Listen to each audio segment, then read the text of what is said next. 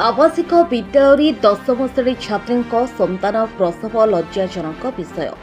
मालकानगिरी जिला चित्रकुंड ब्लॉक सदर महकुमार आवासिक विद्यालय छुआ जन्म कले छात्री एभली किछि अभियोग आसुछि। चित्रकुंडा अनुसूचित जाति जनजाति विद्यालय दशम श्रेणीर छात्री आज सकाळे परीक्षा दे स्कूल हॉस्टेल को फेरी हेले संध्या समय स्कूल हॉस्टेल झीओं बापा फोन जाइथिला जे झीओ हॉस्टेल ले नाही, जहा फल स्कूल को पहुंची बापा और माँ।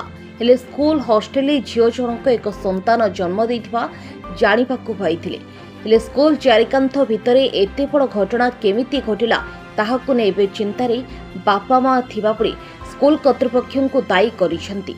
चित्रकुंडा पुलिस घटनास्थल में पहुंची छात्री को उद्धार करने सह हस्पिटाल को आनी अधिक चिकित्सा जोगाई देवा सह तदंत आरंभ करिछि। हेले प्रधान शिक्षक निजर मुंडरू दोष छड़ाई वार्डेन और एएनएम को कार्य अवहेला दायी करिछन्ति। श्री अजित कुमार माडकामी प्रधान शिक्षक सरकारी एसएसडी बालिका उच्च विद्यालय चित्रकोंडा। गतकाली मो विद्यालय रो छात्री निवास परिसर रे जो घटना घटी ता संबंध रे मु एतिकी कहबी जे पिलाटी दशम श्रेणी पढ़ुला एवं चलित बोर्ड ऑफ सेकेंडरी एजुकेशन रो परीक्षा रे से शुक्रवार एवं गतकाली मध्य परीक्षा देइछि।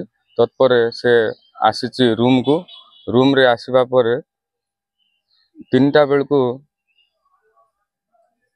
ता बापा सहित मध्य से भेटिछि।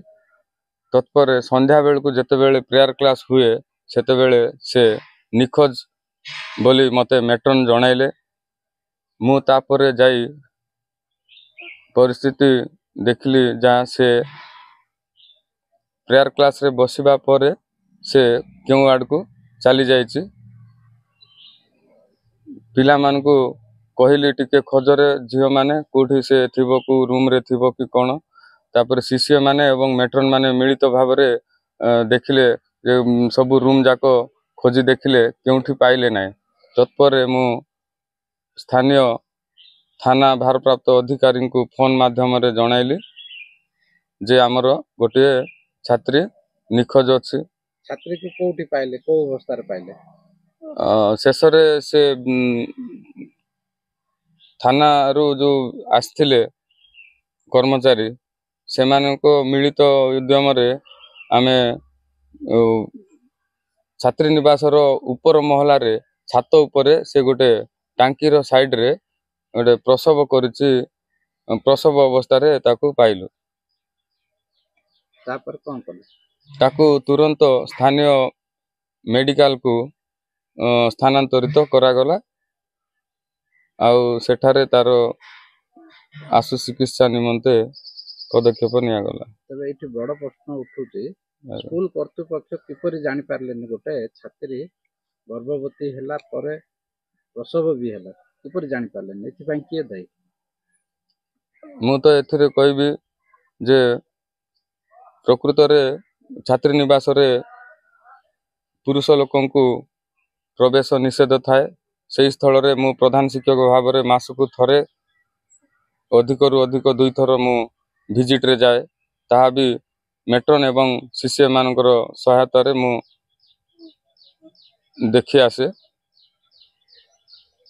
आउ एथिरे मेट्रन एवं एएनएम कर संपूर्ण दायी मु कहबी कहीं ना सेमाने तांको सहित पूरा एकमटेड सबु बेले रहंती। तो सेमाने केमती जानि पारलेनि जदि जानिले मते जणाइथिले मु कोनोसी पदक्षेप नै पारि थांती।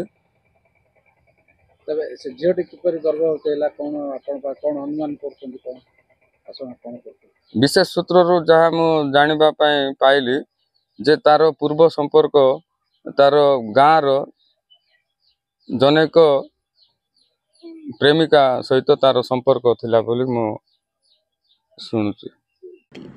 मालकानगिरी जिलार सरचंद्र खरांक रिपोर्ट हर्षिका मीडिया।